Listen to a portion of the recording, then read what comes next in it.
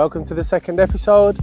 Today we're covering a lot more of the scenarios that I've filmed over the last 8 weeks. You can catch a lot of those on my social media, but as they're trailers, there's no explanation. And what I've come to realise, common sense isn't normally common. So I'm going to introduce you to the starting trailer, and then after that I'll elaborate on more of the scenarios and show you how we build dogs and some of the real life scenarios that we put them into.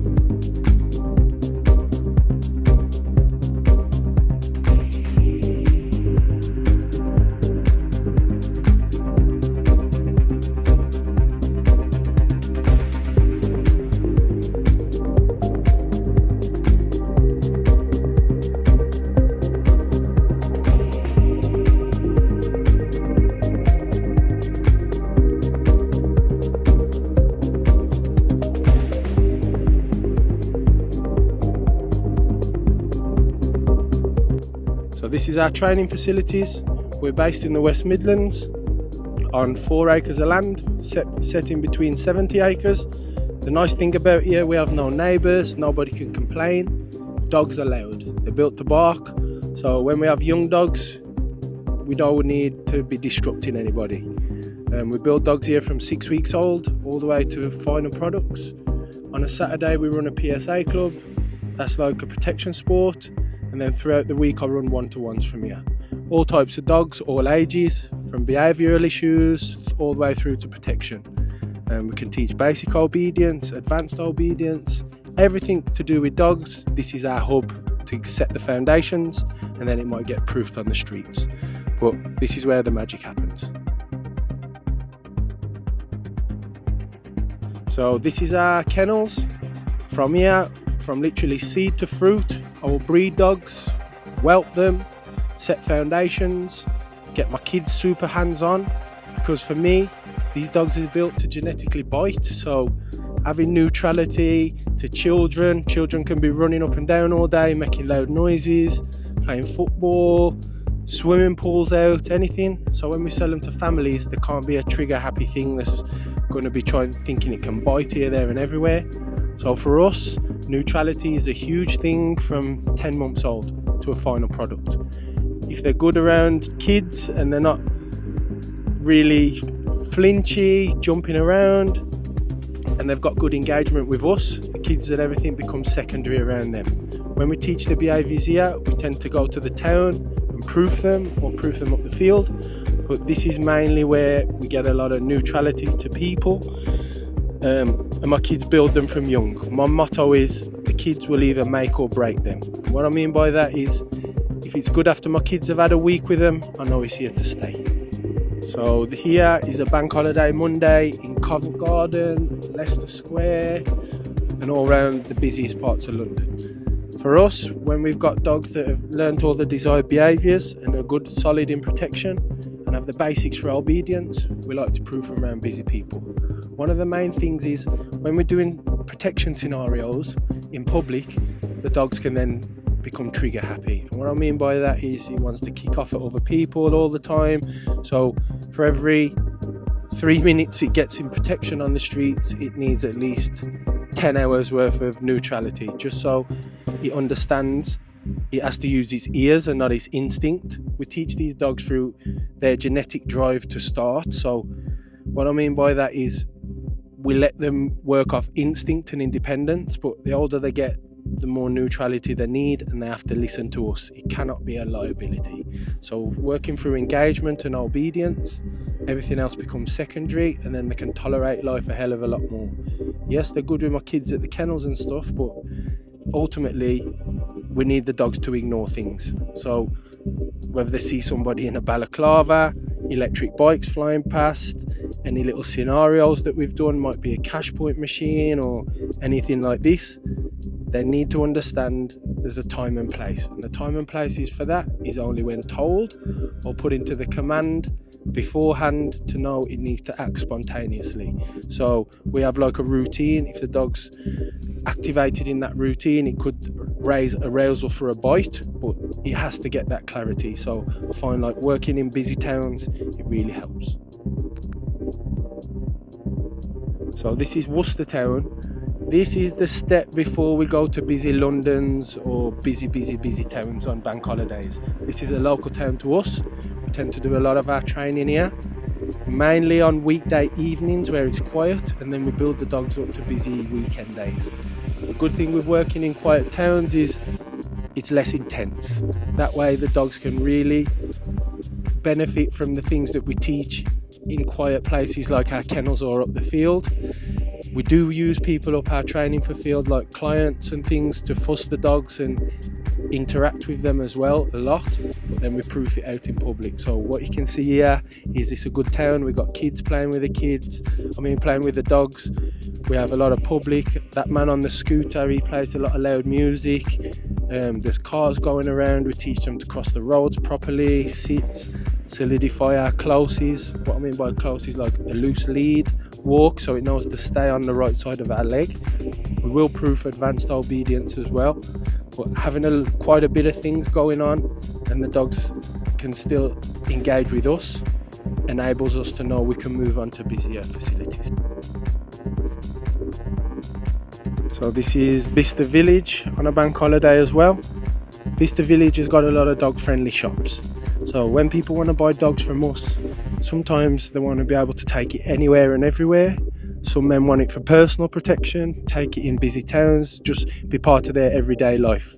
We don't want the dogs to be a nuisance or a nose and a stress burden on them that they always have to train the dog and do these things. So Vista Village, you can see how close all these people are. People want to fuss the dogs.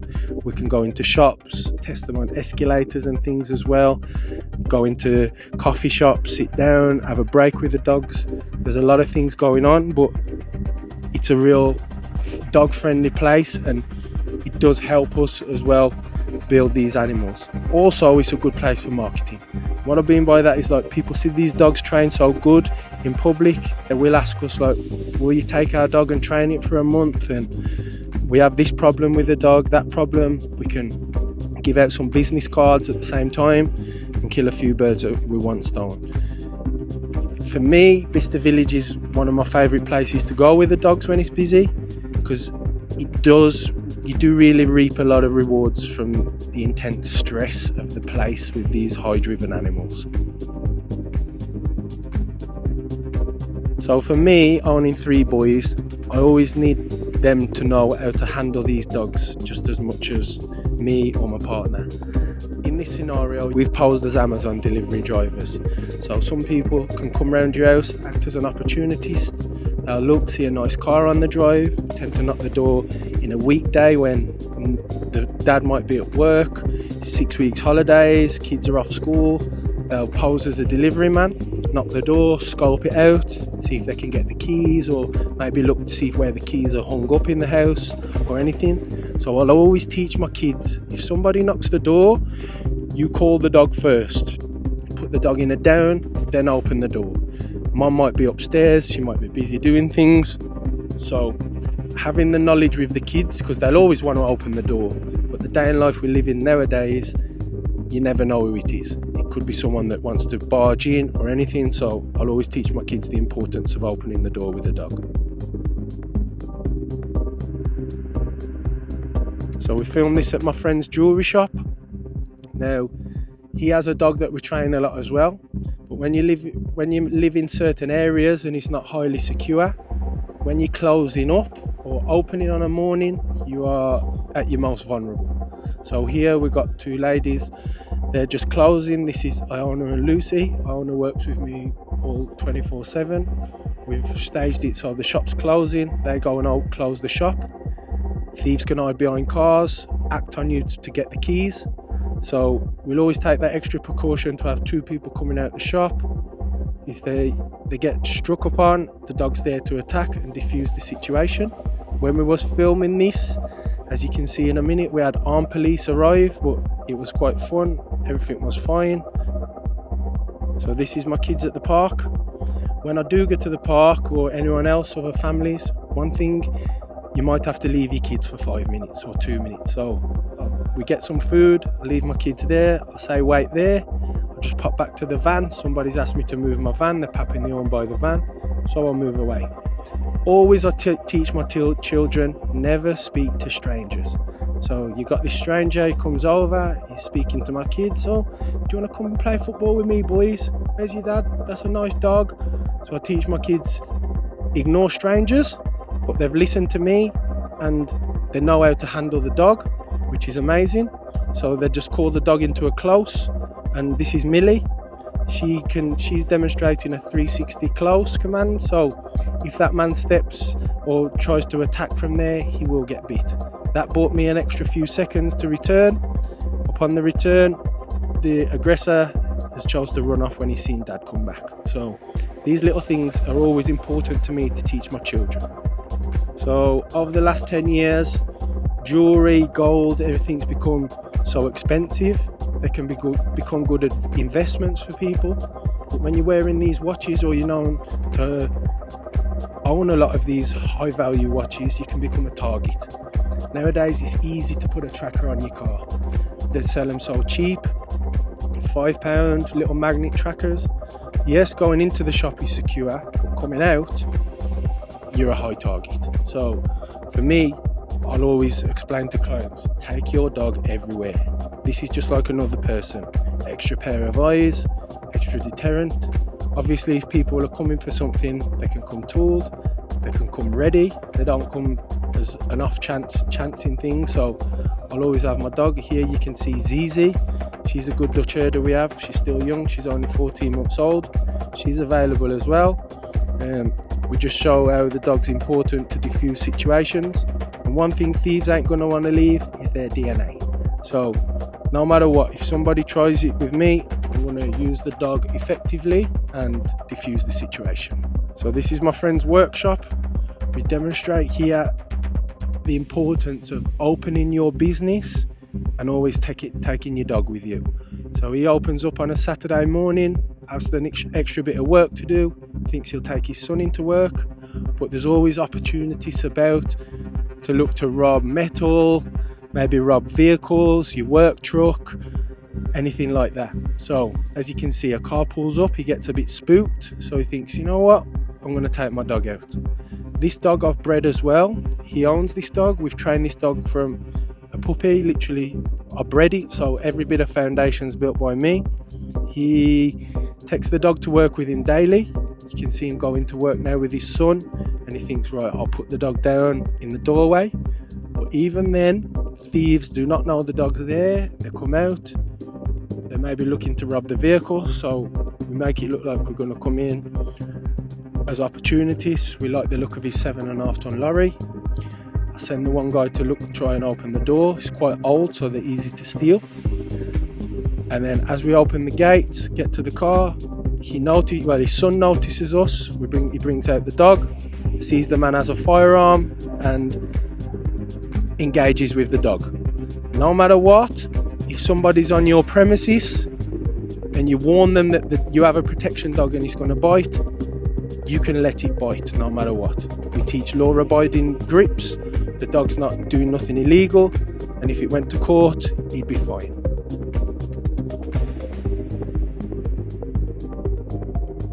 This one's a cash point robbery.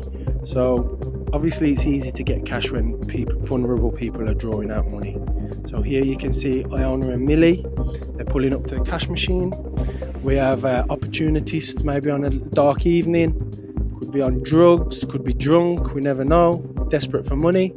The dog's demonstrating a 360 heel, close, as you can see again from what was with my children.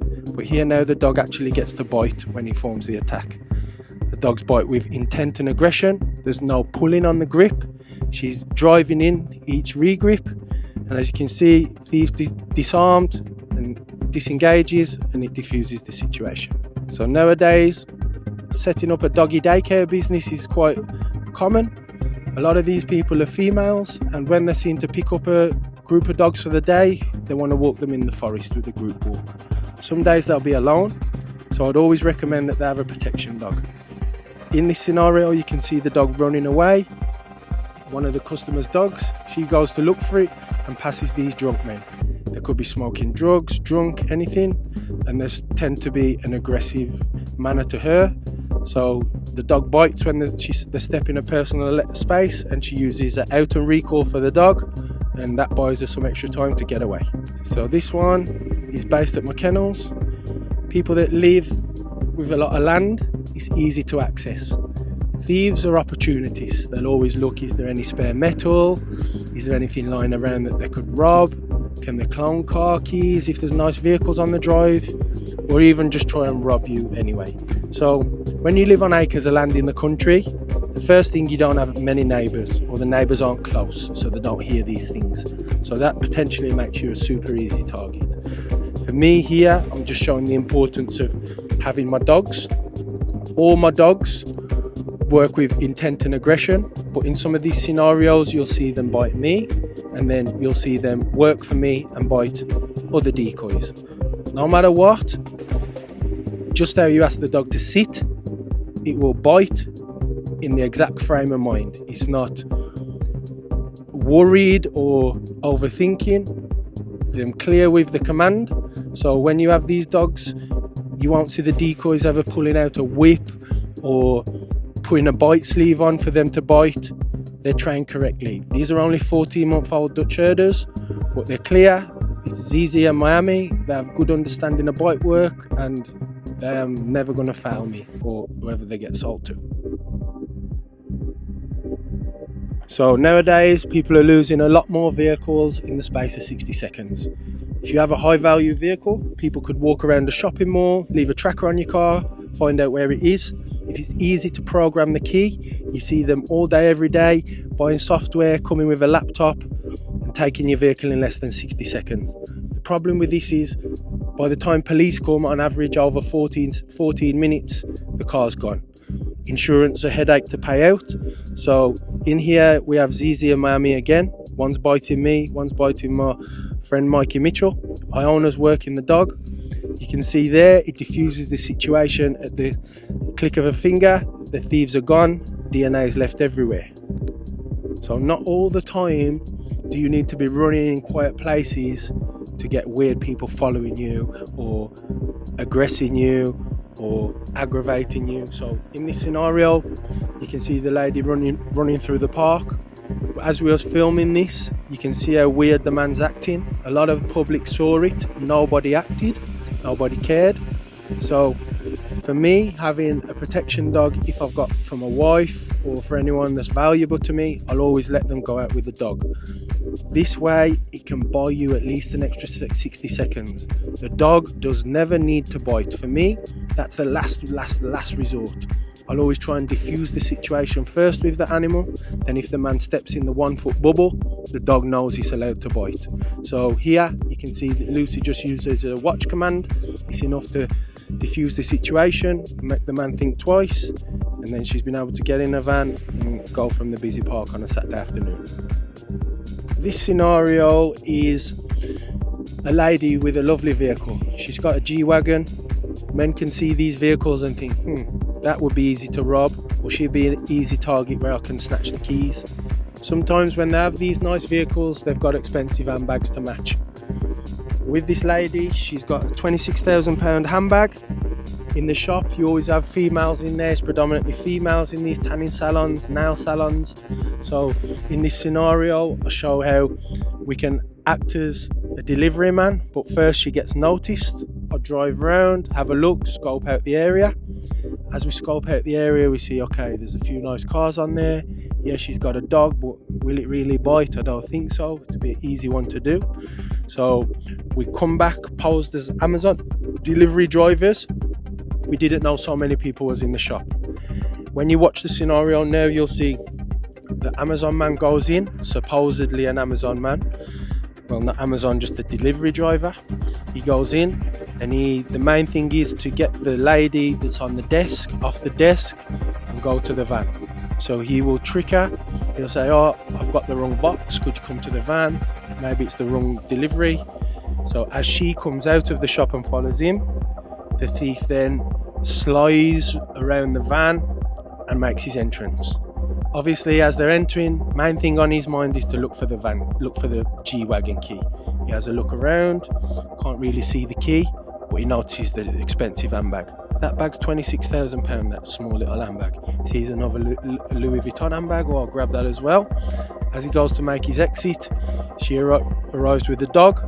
The dog now has left the DNA everywhere, tries to jump in the van. She's got to clean out with the dog. The man gives her back her handbags, got the dog to out, back in the shop. Stress over. Why? The DNA is everywhere. That's going to close the case when it goes to court, and the man will be charged. Right guys, I know it was short and sweet. I didn't want to make nothing drag on. The simplicity of those scenarios, I hope I made it a bit more understanding for anyone that couldn't understand. Hopefully it's a better watch on your TV as well. I haven't really uploaded much onto TikTok yet, but they'll be pushed on there lately now. Everything's on my Instagram. Any of those dogs that you are interested in, you can send us a DM or book a consultation through our link on Calendly on the Instagram, or simply just click onto our website. Everything's on there with explanation to the dogs. So I hope you enjoyed it. Next episode will be continuing on with our puppies and showing from seed to fruit, literally the birth, straight the way through how we build these dogs to end up to dogs like these. So thank you, see you soon.